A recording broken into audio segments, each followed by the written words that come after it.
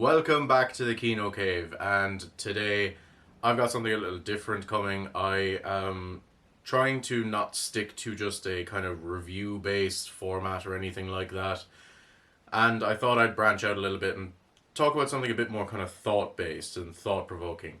And the idea for today is that Cobra Kai is the best legacy sequel. So first of all, you might be asking what is a legacy sequel. You know, if you're not really much of a kind of pop culture enthusiast or film enthusiast, legacy sequels might be something a little bit alien to you guys. So basically, a legacy sequel is a sequel to an older film or franchise that's come out kind of long after the previous film or TV show in that franchise, and it contains a lot of the older characters which come back for the nostalgic reasons, and then it contains a lot of newer characters that are meant to carry on the franchise from then on. Whether or not it works is a different kind of story. So for instance, the Scream sequels can be considered legacy sequels, at least from Scream 4 maybe, and definitely from Scream 5. Even Scream 5 breaks down the idea of a legacy sequel in that film. So if you want a more comprehensive idea of what a legacy sequel is, it's very well explained in Scream 5 with the example of the movie itself, which is the best thing about Scream in general. Other legacy sequels, a more recent one would be Beetlejuice 2, because it came out 40 years after the first film. Top Gun Maverick is a very popular example of a legacy sequel. That film did quite well and is quite good. It's one of the rare examples of a very good legacy sequel. The new Ghostbusters movie is a legacy sequel. A lot of these legacy sequels tend to just be kind of cash-ins. At some point, studios figured out that if you just bring back the thing that the people loved from 10, 20, 30, 40 years ago, then it's an easy way to get money, because everyone's going to want to go see The Matrix 4 and The Exorcist where Reagan comes back, which generally results in these movies not being very good because they're typically not very well written then, when you kind of have to force in these returning characters, and a lot of them just end up being the same movie again, unfortunately. But now to get on to Cobra Kai. I love Cobra Kai. I'll talk about why I think it's the best legacy sequel in a minute, but I think Cobra Kai, it's one of my favorite TV shows. It's so easy to watch, but then it's also really, really good on top of that. It captures the magic of the Karate Kid films, but then also it pushes them forward. So obviously what makes Cobra Kai a legacy sequel? It came out a good few years after the last Karate Kid film, which would have come out in the early 90s. I can't remember exactly when Karate Kid 3 came out. So it's a good amount of time since the previous Karate Kid thing.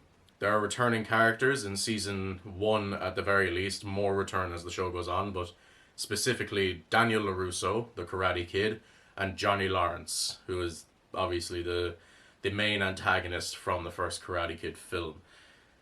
So you've got your legacy characters coming back, but then you've also got your new characters, your new Karate Kids to carry on the franchise, namely Miguel, Robbie, Sam, Eli or Hawk.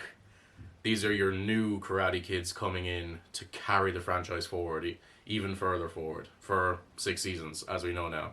So I wanted to make this video because by the time I upload this, the final few episodes of season 6 are just about to drop, and I am so excited to see how this story wraps up. I hope that we get a nice, satisfying ending. So getting into our returning characters, and I'm going to lay out why I think Cobra Kai is such a great legacy sequel, starting with our first returning character, Daniel LaRusso. A trend on the internet in the early 2010s was that Daniel LaRusso is actually the bully in the first Karate Kid, and that Johnny Lawrence was the real Karate Kid. This was popularized by a music video where both actors, William Zabka and Ralph Macchio, reprise their roles in that music video, and it's all about how that's basically the groundwork. That was like the short film that inspired Cobra Kai. The idea that Johnny Lawrence's life went completely down the toilet after his loss in Karate Kid 1. And then it was popularized even further by the episode of How I Met Your Mother. It's a joke that Barney always sees the villains of famous movies as heroes.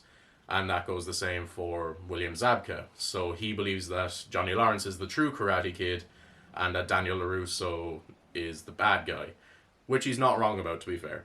But that's what popularized this idea. And Cobra Kai took that and kind of ran with it. So Daniel in Cobra Kai is the archetype of the kid that kind of never moved on from his one thing that he did.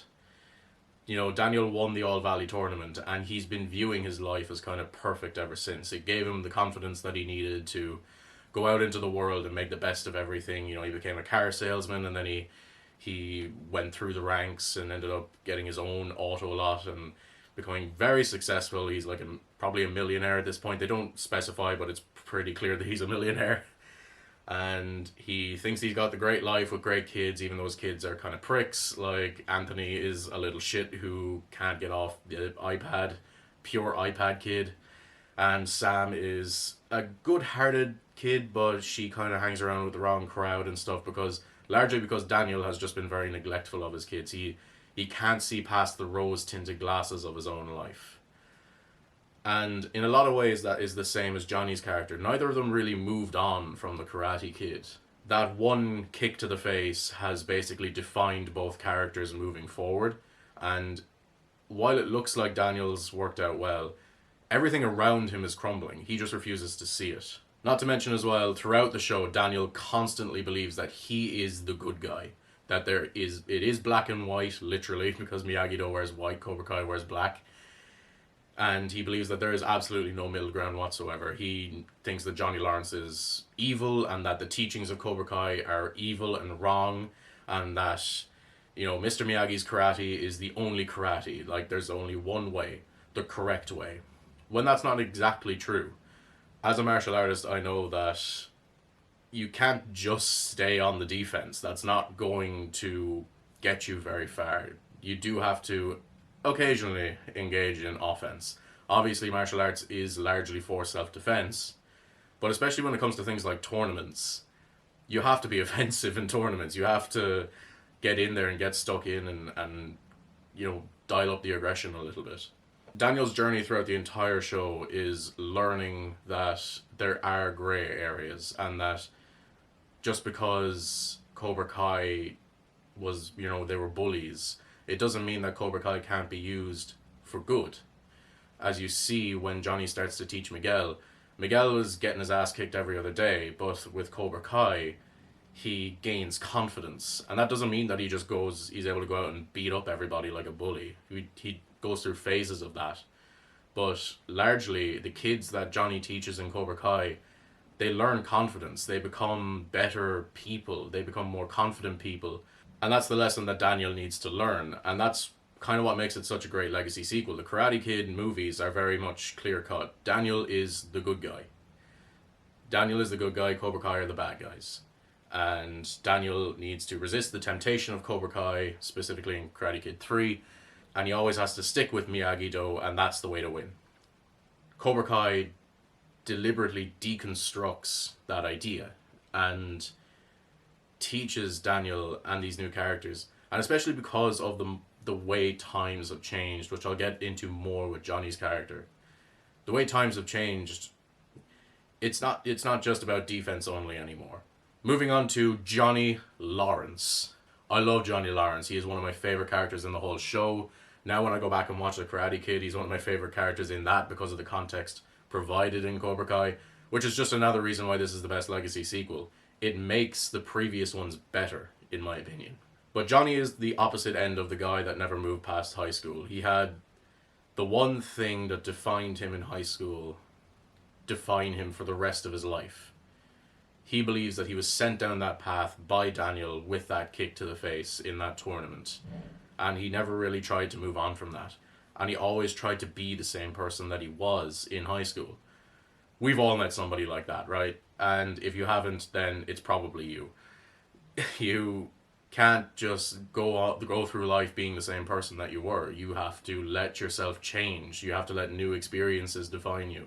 And you have to keep pushing, otherwise you're going to end up like Johnny, who is, at the start of season 1, on his ass. A great take I've heard from, I think, John Flickinger, who's a really great film enthusiast YouTuber, great inspiration for this channel. The reason why he states that Cobra Kai season 1 is the best and the only truly great season is because Johnny is his own villain. Johnny needs to defeat his former self, the version of himself that never moved past that kick, the version of himself that if he's not a champion, then he's nothing. Johnny has to constantly work to defeat the version of himself that he hates and the version of himself that Daniel sees him as. And he needs to, teach the kids in a way that's different than the way he's been teaching them. And that's his journey in season 1. And I totally get that. Like, that's why season 1 is probably still the best season. I don't know, I love season 4 as well. But I think Johnny is such an incredible character in season 1, and his arc is so beautiful. And of course, a big thing that Johnny faces from season 1 kind of throughout the show is how to not be like Kreese, because he kind of needs to realize that Kreese was a bully and his teaching was very, very wrong, and he needs to learn how to take the lessons of Cobra Kai but to impart them onto the next generation in a different way that doesn't mentally scar them. He needs to find a way to not create more Johnny Lawrences, which is again what Daniel thinks he'll do. But another reason why Johnny is such a great character and why he's such a funny character, but also why he's a very emotionally satisfying character, is that Johnny has questionable practices and opinions because he's stuck in the 80s, and but not just in the way he speaks and the way he kind of acts and his opinions and stuff, which do change as the show goes on. You see him get a bit like more and more. He does a little better each time, getting more and more like accustomed to the way we talk now. He slowly gets less kind of racist and less misogynistic and stuff, and he's taught that from the kids. He's taught by Miguel that you can't paint with a wide brush. Miguel, as a foreigner, works really hard to get to where he is, and that kind of teaches Johnny that. And then Aisha and Tori in the second season kind of teach him that women can be just as good at karate as men, and it all works really, really well. And by the time he gets to like seasons 5 and 6, he's a much more well-rounded person in the 21st century. Johnny also changes with the times in terms of his teaching methods as well. He kind of learns that you can't just insult kids and punch them and do all this stuff that probably would have flown in the 80s. Again, you need to change with the times. You need to understand better how to approach teaching kids.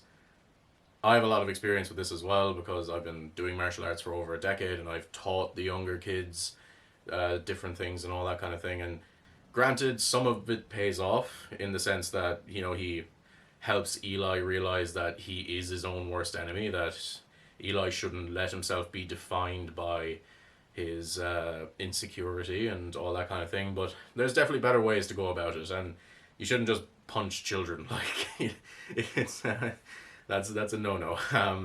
I think I found that to be a very relatable to me, of course, but then also I found that to be a very relatable arc for a lot of people. Another reason why I think this show has a great legacy sequel is that it's got every generation. My dad loves watching Johnny and Kreese because my dad would have been around at that time and, being in the zeitgeist at the same time that the likes of Johnny was. But then I related a lot to Miguel. I am the age that Miguel is supposed to be. He's a bit younger than me now, the character, because it doesn't go like year by year. I think the whole show covers like 2 or 3 years, but it's been 6. But I was 16 in 2018 when this show came out, and I'm pretty sure Miguel was 16 as well. So I relate to the teenage characters because I am their age. But then I can also kind of relate to Johnny because I was obviously raised with my dad's ideals, and he's a lot like Johnny, and then my brothers are definitely a lot like Johnny because my brother was born in 86, so he's definitely he's closer to that kind of age bracket. And that's another reason why this show is so incredible. There's a character for everybody. Everybody has a character that they can relate to. Me and my friend would kind of relate more to, kind of between Miguel and Johnny because we're kind of more old fashioned. Then my girlfriend relates a lot to Tori and Sam and their struggles because they're kind of, more in the pop culture of like today.